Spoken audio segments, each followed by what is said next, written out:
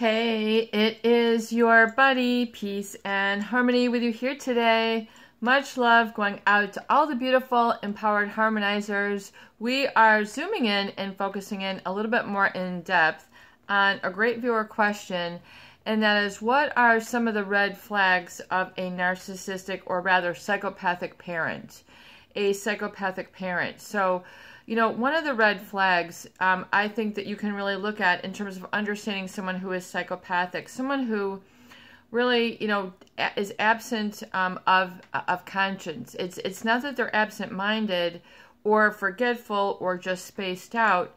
They don't have a conscience. They don't have a sense of right or wrong. In other words, they don't have a moral compass. They don't have that gut feeling. They don't have the thoughts that then are coordinated with right or wrong. Like, it would be best for me to. Wouldn't it be great if we? That sort of planning thought form, that planning thought process which occurs when you're raising a child. Making sure that their future is taken care of. Making sure that they are able to have a sense of autonomy, do things for themselves, be able to be self-generative, meaning be able to then, exhibit critical thinking and problem solving as they get older, that self-reliance, and then that self-governing faculty, that sort of industriousness. In other words, not raise them to move away, but raise them to be on their own 2 feet and not have a bond, or a bond or a connection with the family is healthy, but understanding that they need to do their thing and go their way, and that they are unique and separate individuals as apart from the parent and the family system that they are. They're sort of on, they have their own personality and characteristics and are to be appreciated as such. Now, in a functional family, that's what it should be looking like. However, when we're talking about someone who is psychopathic, there's a deficit or a lack of the ability to have that sort of bond, connection, that morality, otherwise known as conscious, what Freud might call the superego. So the superego is your sense of, my parents taught me that this was right, sit up straight. My parents taught me to look right and left before I cross the street, so I'm going to continue that. That's sort of a positive example of what the mental form of superego, Freud might call. It's kind of like your higher self, your morality center. It will retain lessons and virtues that you have learned, that you have been rewarded for, and then rewarded in society. So it's something that becomes then automatic, but it is also sort of, you are instructed in, that morality. Now, when we're talking about someone who is psychopathic, they literally lack this thought form. And thoughts are things, and thoughts are energy and bring about manifestation. So someone who is a psychopath has a slower amygdala, the center within the brain that sort of generates that fear response, that fight or flight, that sort of, agitation, or, an emergency, they might be on all-wheel drive, and then, but this is shown to have reduced size, so reduced output, if you will, in that hormonal or neurochemical sense. The neurotransmitters are also different in the mind of a psychopath. So also meaning that their prefrontal cortex also shows inactivity, which is the higher center. It's responsibility. It's the most evolved brain. When we talk about Dr. Joe Dispenza and his TED Talks, the 3 brains, the prefrontal cortex is that which has evolved in the past 100,000 years. It's responsible for more of our critical thinking, our judgment, our planning, our ability to have a vision or a dream, and then follow it, and then learn in order to get there. So there's a lot of different areas of the brain that are responsible for different, mental neuro activities, and also affect the etheric field, the emotional body. And so we're talking about 2 grave differences in a psychopath and, and the red flags. So I think it's important to understand a little bit about the cause that creates the effect, namely of lack of conscience, and lack of sort of learning, and lack of sensitivity to things like emotions, that they just are insensitive. It just is not up for debate, discussion. It's not on the table. You know, that sort of bond that you might feel with somebody, that they're sort of there, you know. In other words, it's just an emitting that you feel from them. And you can have downer energy, which makes you feel depressed when you're around it, or you can have sort of upper energy that makes you feel up and happy when you're around it. You know, all of a sudden you light up, you feel like smiling, you feel like giggling.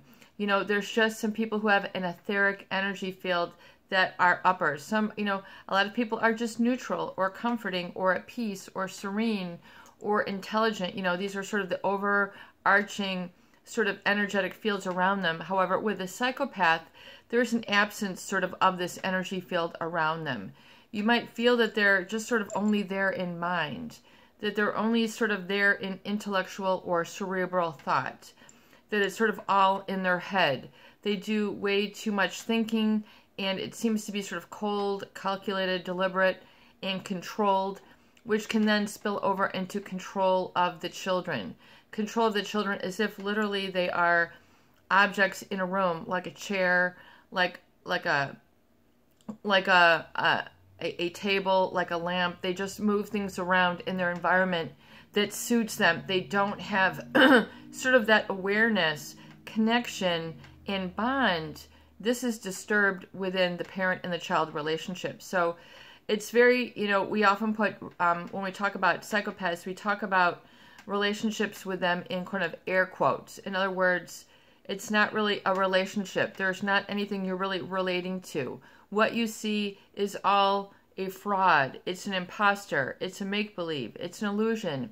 It's a put-on. It's a get-up. It is not authentic. It is not deep. It is not real. It is not what you might feel is raw when you kind of see them erupt into a psychopathic rage where they just sort of, you know, go off and, you know, out of character and start doing silly things like kicking or swinging things, or maybe pushing people or yelling, and it just seems like you don't recognize them in this mode. You know, they kind of go off into a whole metamorphosized sort of being. They just even look different. The energy around them is different, and it's as if they don't even recall having a relationship with you. This person suddenly feels like a stranger. You know, it's as if they don't even have any recollection of the relationship history. They don't have, you know, it's as if that it's null and void, and it can be very disturbing, terrorizing, and gaslighting and brainwashing for children to be around this disconnect, especially from their caregiver, the one who is supposed to give care. And these psychopaths really, the issue is that the emotions that are connected to caring, compassion, and empathy largely, you know, it requires an ability for you to kind of be outside of yourself, to recognize that you're dealing with a sentient feeling being, you know, of a sanguine feeling nature. You know, you recognize this with people. This is just, you know, automatically ingrained in your natural instinct. I mean, it's just how people are wired, you know, and then that bond or connection can be called upon. You know, you were there for me, or, you know, I was there for you, and you were sick, and, you know, and I'm here for you when you're down and out. They kind of get that, you know, and that there's sort of a bond and connection and a friendship. You know, you might feel it's heartwarming. You might feel that it's, you know, they get you. There can be your confidant. You can trust them. And a child should be able to have these experiences with their parent. However, because a psychopath does not have the same emotional lability or experience that other people do, they have to put on a false front to appear as if. You know, they are aware that they're different in their teenage years when they begin to sort of mature and see that others are developing relationships. Boys are interested in girls, girls are interested in boys. They might write little notes, or nowadays little texts. They might, you know, play with their hair. They might try to give them a hug, ask for them on a little date, hold hands, sit on the park bench, skip to Maloo, go ice skating, you know, exchange kisses, hugs, what have you, you know, and then they're arm in arm, and then they're an item. You know, this occurs naturally as the children in their teenage years develop. Now, a psychopath is sort of an outsider to that, and they're kind of observing, and they're kind of like, why are they spending their time, wasting their time trying to do this with this girl or with this guy? Why are they holding hands? Why are they sort of Googling at each other? Why is he giving her a flower? Why is he giving her chocolates? Why is she giving him, whatever, cologne? Why are these exchanges happening? And they don't realize the sort of sentimentality of relationships. They don't feel that. They don't experience abstracts like love, like freedom, like, patriotism. They don't experience, these sort of experiences. And they hear music, it does not hit them in the same way. They don't process language and actual experiences the same way. They don't feel that brotherhood, sisterhood, humanity. It ain't going on there. They're playing a different song. They're strumming a different chord. They're whistling a different tune. They are drumming to a different drum. They are on something completely different. And most people, if they have never encountered this type of person, they don't know that they exist. You might see things in movies, but it does not compare to what kind of can sneak up to people on real life, especially if it is their parent. So when we talk about the relationship with the children will feel that they're sort of, I feel a red flag is to really feel an absence of emotional warmth. There is just not that emotional warmth in a psychopath. Now, they can pretend as if, they can make big smiles, they can jet into a room, they can puff their chest out, they can, pat their leg and ask the dog to come here, but they don't really connect with the dog like, oh, here's my precious, another member of our family. Oh, here's the baby on my lap. Oh, come here, toddler, and play. They don't have that same, sense of focus, like when you have a new dog and everybody wants to play with it and name it and, oh, isn't it cute? They have that heartwarming feeling that they want to take care of it. Same thing, but on a whole nother level with a child. Look at them, I want to wrap them up. Let's take a picture. This is the first time we're out together, and then all of a sudden all their priorities are that child, keeping them safe, buckling them up, making sure that they're bundled, they have a blanket, they have their pacifier, their milk, and so there's physical and emotional needs. The parent will hug the child, so there's that feeling of warmth or connection and, basically love, meaning just a full-on acceptance and attachment and bond, and one that you don't have to teach, one that there might be, books that, a parent might have read, but, a lot of it comes instinctually, and they learn and they share stories and they improve and etc. So with that same connection that, you might feel with a puppy, of closeness and, affection,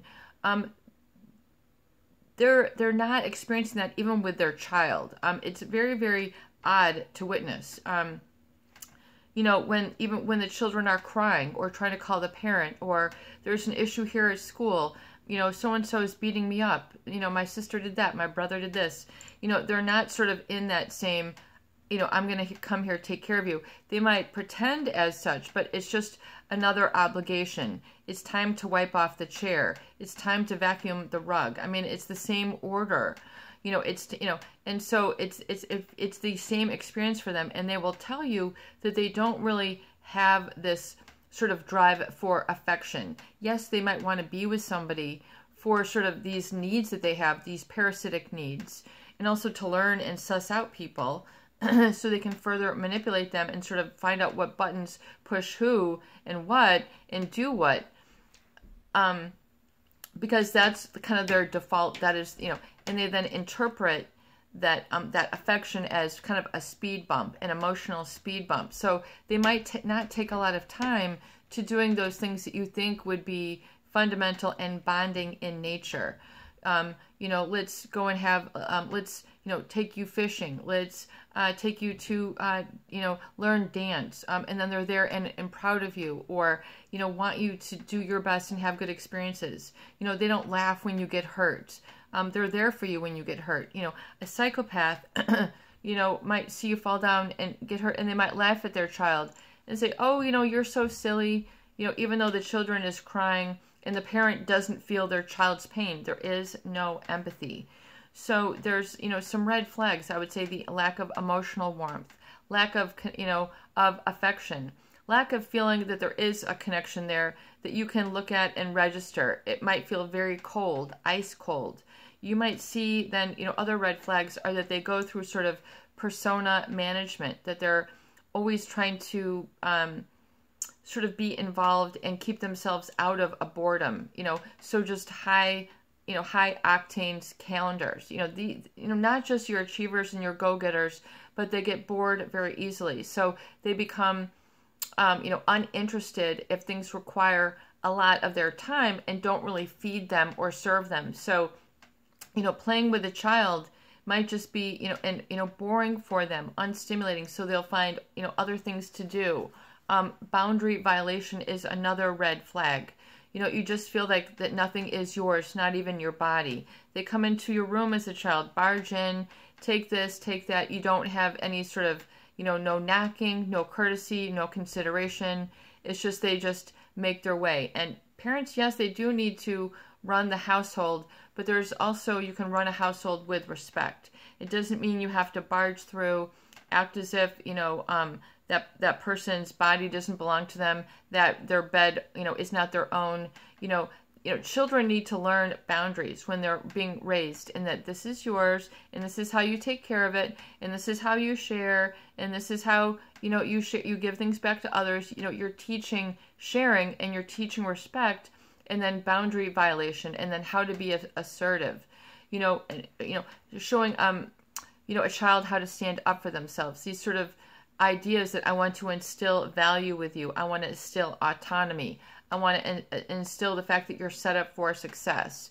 You're autonomous. That these conversations just sort of don't really get discussed, and the parent does not really feel bad when their child is suffering.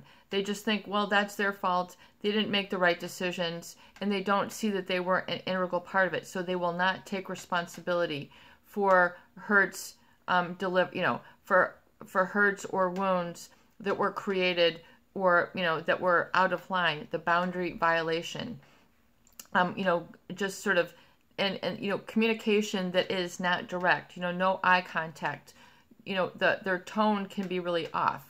The fact that they just, don't seem to connect with that child either on their wavelength, the type of language, the pace of language. They're just sort of overriding them as if this is just another piece of furniture that I now need to fit into this room, and how can I get it just to be set up just so. So the children might often feel that they just have to, be seen and not heard, or not seen and not heard, whatever that psychopath is directing them to. And so, just a feeling of, there's no heart in the house when they're around. There's someone who's older, but you feel like there's a lack of supervision.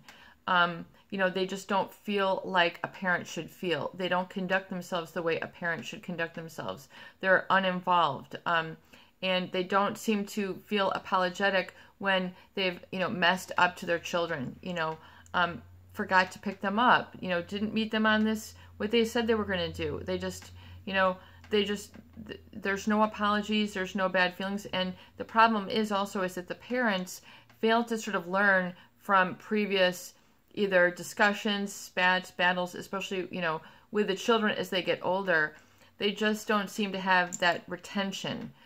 They just don't sort of learn, and so they'll commit the same things again and again, and and just sort of have this strange sort of emotional amnesia that anything horrific has just happened. They just continue and carry on as if everything is normal. And even though they've just had this grave hurt that's really hurt their child, and then they're saying, well, then we're just going to go and pick up dinner and then just talk about the news as if, it just never happened, and just this real disconnect. So that's a testimony to their thought process, and then how it's manifested in the world. So the child might then spend a lot of time trying to figure this out. What do I need to do to get the warmth? So, they might try to become overly affectionate, giving a lot to their parent. worried about their parent, putting their parents as a priority even above and beyond their own self-interest. They're to clean the house and not do their homework. They're to help with the dinner and not play with their friends. Try to get that warmth, to get that love, to get that affection. The child then assumes it must be something wrong with me, so I must change myself. And so they'll put a lot of time and psychic energy in trying to create that bond that the parent is responsible for establishing, but it gets flipped on the child. So the child now has to be the nurturer in the family. They have to be the one to give the glue, the one to have to establish the heart, the one who has to say, this is how a family should run. So they all of a sudden have this new role in the family to try to retain a sense of sanity and stability. And they might get very testy. Say I'm gonna, and if the child then doesn't get that, especially as they get older, I'm gonna run away. I'm gonna live at the neighbor's house. I'm gonna tell, I'm gonna live in a tent in the woods. I'm gonna go sleep under a rock at the beach. I can sleep under the bushes. They have all these sort of childlike, fairy tale escapes that they need to do to get themselves some sort of sanity and truth and have, exit from that gaslighting, because the environment, creates a whole gaslighting situation. In other words, there's the message, we are a family, but it does not feel as such. There is no relating. There is no familiarity with the psychopath. You feel that there is oftentimes no relation, because of the energetic field, the emotions that emit from them, you don't pick up the fact that there's, a connection. And then if there's a non-psychopathic parent, then the child might feel that that parent is relatable, approachable, has common sense, is learning for things, is there to look out for their future, is there to protect. So there can be a real black and white or drastic difference between how the child connects with their other parent, and then that is then manifest out in the world. And children can then suffer, distorted thoughts, thought disorders where they're not able to think clearly, they're not able to focus, they're then not able to prioritize, place value on self-sustainability, place value on self-responsibility, because the parent bond, trying to figure them out and have a connection there, takes precedence and priority over, self-navigation, because they feel that they're, entering the world without anybody, without anything, without any strength, without any core, and so they don't feel that strength within, so they feel that they're entering the world in sort of a weak status, not having direction, not having confidence, oftentimes, feeling that they lack verbal skills, communication skills, social skills, because they haven't been able to pick those up in the family. The psychopathic parent doesn't really teach these, to their child, unless, they're really trying to be in a battle to prove something to the spouse, and then they're really sort of putting on the parental mimicry, acting like a good parent, take them to McDonald's, get them this and this expensive sweatsuit or whatever that will win, the reward in favor of that parent for that period of time. And these sort of high risk behaviors then create a lot of, actual physical absence of the parent. The parent can always be gone. They have 1,000,001 social groups, 1,000,001 things that they're doing in their own life. So they're literally scheduled not to be with their children, and they just have to accept it. There is no speaking up or room for discussion. It's not discussed. And so, I think that is sort of a result that can be restored when emotionality is reinstilled in the child, and they learn about their own feelings, learn what their emotions are, learn what their body's telling them, learn about valuing self-esteem, learning the concepts of unconditional love, unconditional positive self-regard, learning this and then reprogramming that which has not been programmed or not available for learning and experience for that child. Because with this, there can also be some transgressions and trespassing of boundaries. In other words, transgressing your physical boundaries, physical or sexual abuse, not feeding you, overfeeding you, not giving you enough clothing, just all sorts of things that can be just sort of, inappropriate, doing inappropriate, taking a child to an adult concert when they're too young, just things that really are, out of line with social norms and social boundaries. And then the children I would say in their healing, need to learn what it is to be valuing of self, positive self-esteem, as well as autonomy and responsibility for self, and learning that it's comfortable and okay to be responsible for yourself and not be responsible for trying to fix another individual or be responsible for the evolution of that dysfunctional relationship, because people will spend decades trying to refit in with their family of origin, to the point where they won't even be able to go and make their own family. They feel that something needs to get figured out. Something needs to get settled. A link needs to be made stronger. The bond needs fixing. They're not able to be free. It's like a ball and chain is stuck to their foot, and they're carrying all this, heaviness with them. And so, this needs to be reestablished and understand what boundaries are. The I am, and I have, I feel, and then get to the point where in their journey to say that my life is working. My life is working. My life is working. Things are going my way, so that they're able to then, reprogramming through what I call astromations or affirmations really need to be practiced and rehearsed. You cannot underestimate the power of how important positive self-talk is to getting you through certain hurdles, through certain obstacles, through certain dark times, dark nights of the soul, horrible experiences. Positive affirmations and astromations need to be executed. They need to be done. They need to be stated in clear, emphatic terms with enthusiasm and passion. I am. I am.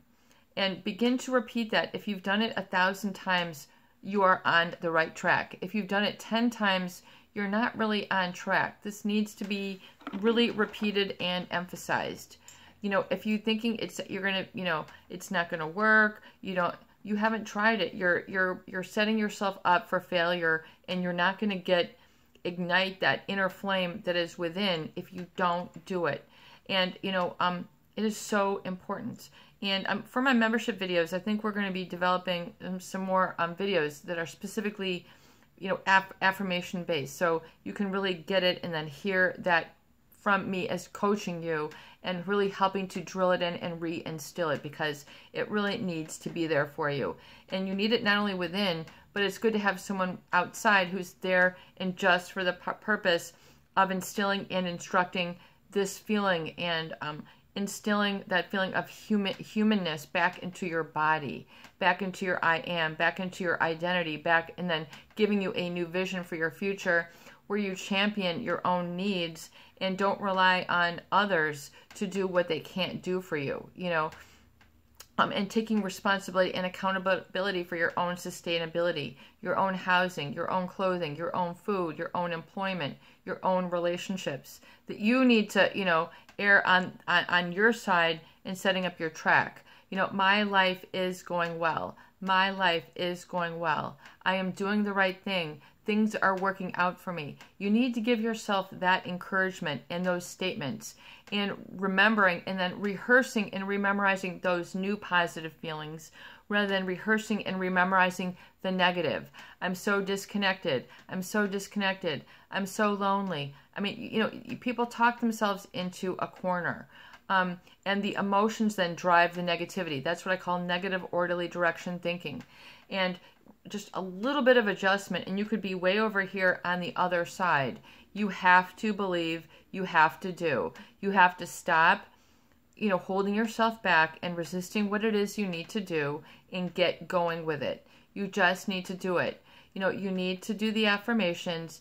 You need to want it enough. If you are still waiting for another rock bottom, then you can go ahead and wait for weeks and months till you hit another rock bottom, and then it's going to be even harder to make up for lost ground. So I would recommend you get your appointment book.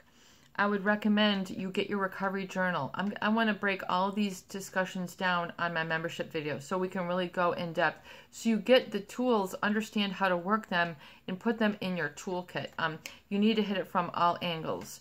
But before we wrap up, because it's getting long, I just want to say this is your buddy, Peace and Harmony with you here today. I hope the videos do help. Please share, subscribe, and join the new Peace and Harmony memberships for more great tools, videos, discussion, and support. Have a beautiful day.